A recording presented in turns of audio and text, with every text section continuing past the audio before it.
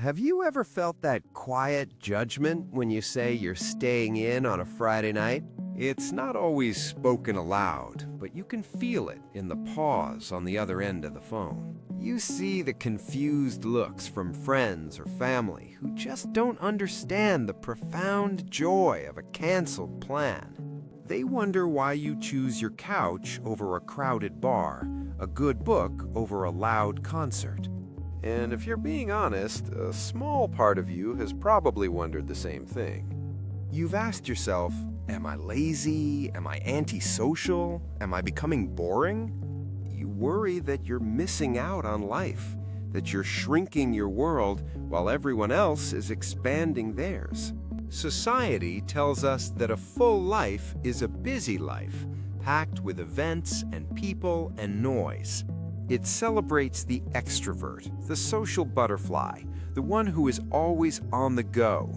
But what if that's not the only way to live a rich and meaningful life? What if your preference for staying home isn't a character flaw? What if your boring night in isn't lazy, but a masterclass in mental optimization? What if your desire for solitude is actually a sign of a highly intelligent and well-managed mind? In this video, we are going to dismantle that old narrative completely. The truth is, for a growing number of people, staying home isn't laziness, it's a deliberate strategy for a high-clarity life. It's not about hiding from the world, it's about curating a world that actually works for you. We're going to explore 3 powerful psychological and practical reasons why this preference is a sign of profound self-awareness. First, we'll uncover how staying home is a genius way to manage something called your cognitive load. It's a concept that will completely change how you think about your social energy. Second, we'll discuss something the original conversation often misses: the undeniable financial wisdom of staying in. This isn't about being cheap, it's about being strategically wealthy with your time and money. And third, we'll explore how your home acts as a sanctuary from a modern epidemic known as decision fatigue. You'll understand why coming home feels like dropping a 100-pound weight you didn't even know you were carrying.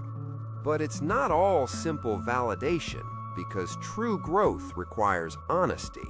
So make sure you stick around for the end, where I'll give you a simple 3-question tool I call the Recharge versus Retreat test. This test will help you know for sure if your habit is a healthy expression of self-care or a warning sign of avoidance. It's the key to turning this preference into a conscious and powerful part of your life. By the end of this video, you won't just feel validated, you will be armed with a new language to understand yourself. You'll be able to confidently own your choices, backed by psychology and sound logic. So, the first reason your love of staying home is a sign of intelligence is that you are instinctively mastering your cognitive load.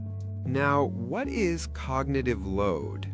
In simple terms, it's the total amount of mental effort being used in your working memory at any given moment. Think of your brain like a smartphone with a limited amount of processing power and battery life. Every task, every thought, every sensory input is like an app running in the background. Now, imagine you're at a dinner party. You aren't just having a conversation. Your brain is running dozens of apps simultaneously. There's an app for processing the loud music and background chatter. There's an app for reading the facial expressions and body language of the person you're talking to. Another app is trying to remember their name and what they do for a living. An app is formulating your own responses, trying to sound interesting and engaged. And for highly sensitive people or introverts, these apps are incredibly detailed and run at high resolution. You're not just noticing a tone shift, you're analyzing its potential meanings. This is an incredibly high cognitive load environment. Your mental battery drains at an astonishing rate. Now contrast that with being at home reading a book. The cognitive load is minimal and focused. You might have one major app open, the book itself. The environment is quiet. The sensory input is controlled, and there are no social performances required. This is your brain closing all those unnecessary background apps.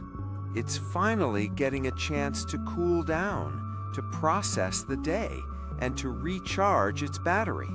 Choosing to stay home is not being antisocial. It's an intelligent act of mental energy preservation. You are instinctively creating a low-load sanctuary so your mind can do its best work. That deep thinking, that creativity, that problem-solving can only happen when the noise is turned down. So the next time you feel that pull to go home and shut the door, know that you're not retreating. You are a cognitive load manager, optimizing your system for peak performance. You're not antisocial. You're managing your cognitive load. This is a profound form of self-awareness that many people who are constantly on the go never develop. They mistake busyness for importance and stimulation for connection. You, on the other hand, understand the difference between noise and signal. You know that true restoration happens in the quiet. And that is an incredibly smart way to live. If this idea of cognitive load is clicking for you, do me a favor and tap the like button. It's a huge signal to me that this is the kind of content you want to see more of. Now let's get out of the clouds of psychology and into the reality of your bank account. The second reason your preference for staying home is a sign of intelligence is the financial wisdom of staying in. This is a huge piece of the puzzle that often goes completely unacknowledged. Let's be brutally honest, going out is expensive. Think about the last time you had a simple night out with friends. There were the tickets to the event or the cost of the movie. Then there was the overpriced dinner and the 2 drinks that cost more than a bottle of wine. Don't forget the ride share there and back, with surge pricing, of course.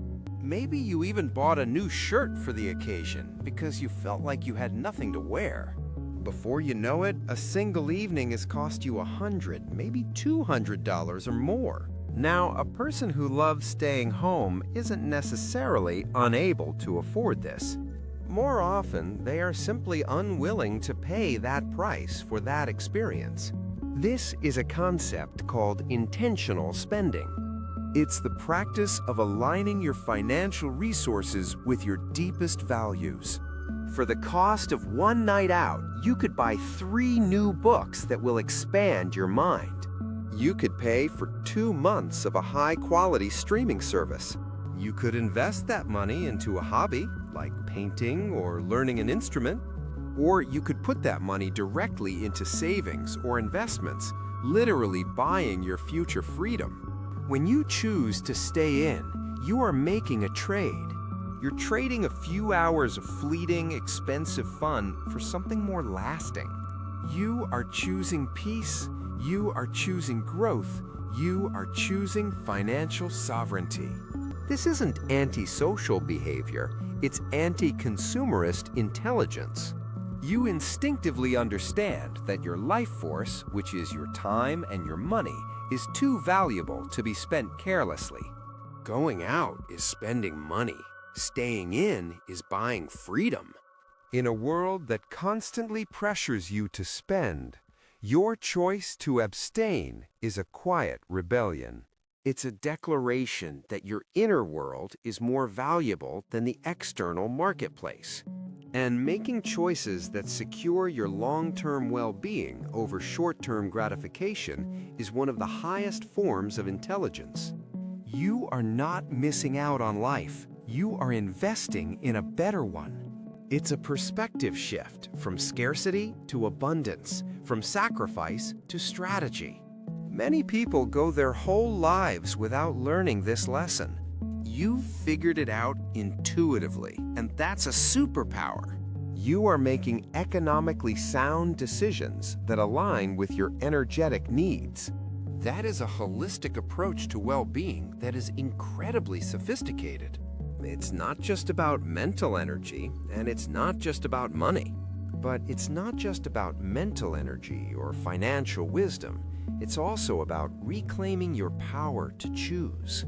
This brings us to our third pillar. You are intelligently escaping decision fatigue. Decision fatigue is a real psychological phenomenon. Research shows that the quality of your decisions deteriorates after a long session of making choices. Your willpower is a finite resource, like a muscle that gets tired with overuse. Now, think about the sheer volume of micro-decisions involved in the simple act of going out. First, you have to decide if you even want to go. Then, you have to decide what to wear. Is this outfit too formal, too casual, too warm, or too cold? You have to decide what time to leave, how to get there, and where you'll park. You have to decide what to order from a menu with 50 options. You have to decide how much to engage in a conversation, when to speak, when to listen. You have to decide when it's appropriate to leave without offending anyone. Each of these tiny choices is a small withdrawal from your willpower bank account. By the time you get home, you are not just physically tired, you are decision depleted. Your home, on the other hand, is a decision-free zone. At home, the choices are few, and they are yours alone. Pajamas are already chosen. The menu is whatever's in your fridge. The playlist is your favorite one. This environment of low decision-making allows your willpower muscle to rest and recover. This is why so many creative ideas and personal breakthroughs happen in the shower or on a quiet morning at home. When your brain is freed from the burden of constant, trivial choices, it has the space to make the important ones. Choosing to stay home is an act of preserving your executive function for what truly matters. It's about saving your best decisions for your life, your career, and your relationships, not wasting them on what to wear to a party. This act of creating a decision-free zone is a cornerstone of maintaining mental clarity and control in a chaotic world. It's a deeply intelligent strategy for managing your most precious mental resources. I've just spent the last several minutes telling you how your preference for home is a sign of intelligence. But true self-awareness means asking the hard questions too.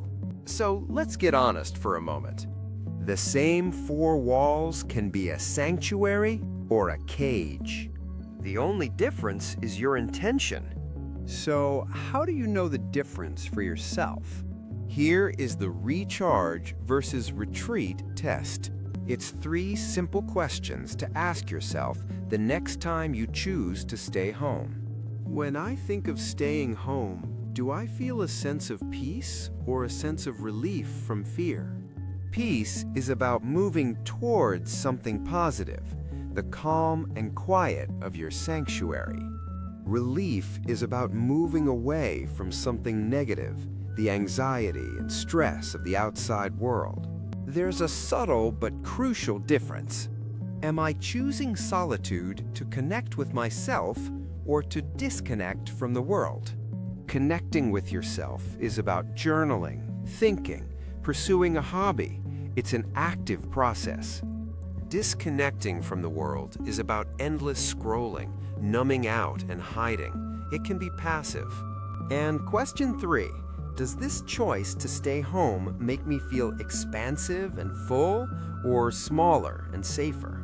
Recharging makes you feel more yourself, more capable, more ready to engage with the world on your own terms later.